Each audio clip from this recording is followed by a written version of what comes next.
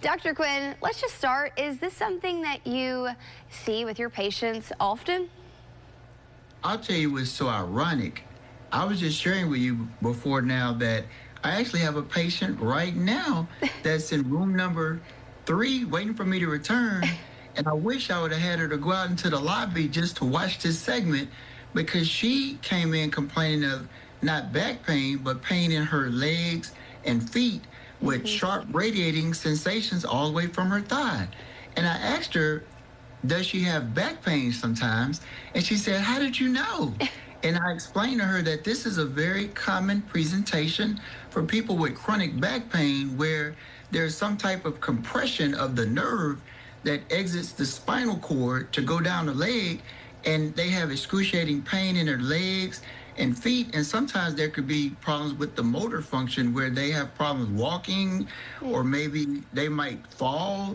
This is so common. So if you're having pain in your arms, legs, or feet, or hands, let your doctor know if you have any lower back pain or neck pain, because this is very important for the doctor to do the best job. Right, and your whole body works together, so many people may not know that those two are connected. So what are some of the most common causes of nerve-related pain, or like you were just talking about, that numbness in your arms and legs, or that radiating pain? What are some causes of that? Well, here's the deal. Normally, it's compression of the nerve. Now, what I want to do and what I'm going to do for the young lady when I go back in the room is I'm going to explain to her how it works. We have what's called our central nervous system, which includes our brain and spinal cord. So what I do is I use analogies, and I use the analogy of a remote control car that I used to have when I was a child. But we didn't have the best of everything. It was one of those remote control cars that had the wire on the back all the way to the control box. Right. Well, the control box is like your brain. So when you use the control box, you might press up for the car to go forward, or press to the right or left for the car to go either direction. The brain is like that, where it might tell your hand to go up and wave, or it might tell your foot to kick so you can walk. But if there's any compression of that cord, then it won't work properly.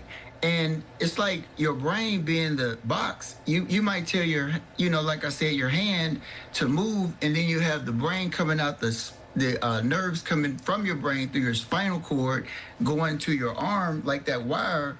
But if you have something called a bulging disc or inflammation or even infection, there could be compression on that nerve, which is like the wire to the car, and it can cause the pain. And like I said, loss of motor function where you can't raise your hand. So when I give that analogy to my patients, most of the time they understand.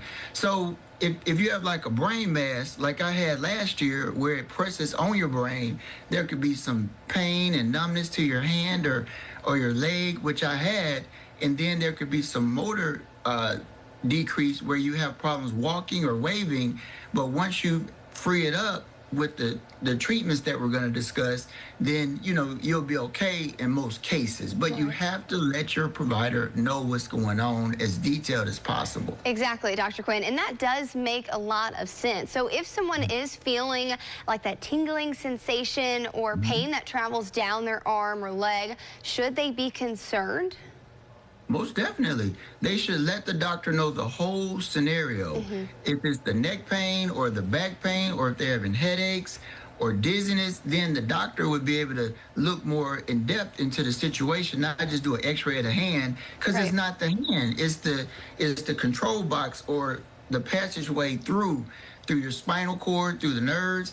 But the first treatment, what we do is we start out with non-steroidal anti-inflammatories like Advil or Motrin, or even antispasmodics like Flexeril to relieve those muscles tension and the inflammation. And if that doesn't work, like for my lady that's had back pain for a long time in room number 3 or 4, I'm going to go ahead and refer her to the neurosurgeon, where they'll probably do an MRI and look for a bulging disc.